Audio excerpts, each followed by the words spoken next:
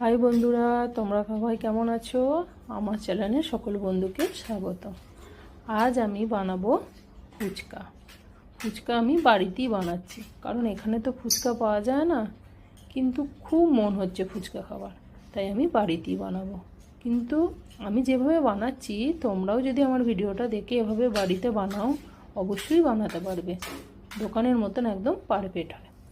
আমি বলছি আমার কথাটা শুনতে শুনতে তোমরা নিশ্চয়ই ভিডিওটা লক্ষ্য করেছো যে আমি দেখো যে বাটিটা নিয়েছি সেই বাটিতে এক বাটি সুজি নিলাম, ঠিক ওই একই বাটিতে এক বাটি আটা নিলাম।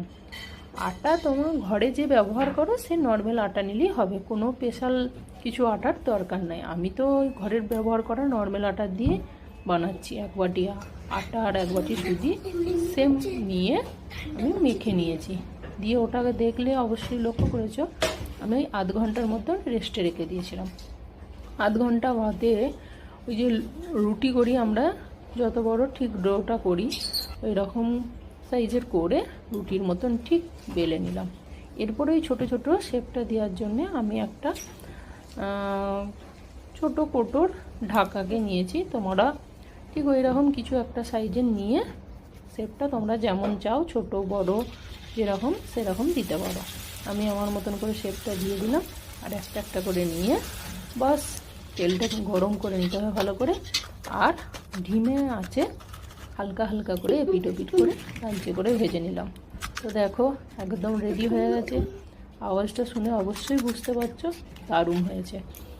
আর এটার সঙ্গে যেটা দরকার আলুর পুর, তেঁতুল গোলা জল সব রেডি। আর দেখো আমি আলুর পুর করে দিয়ে দিয়েছি, ওর ওপর থেকে সেও দিয়ে দিলাম। কিছু দই দিয়ে খাবো আর কিছু তেঁতুল গোলা জল দিয়ে খাবো।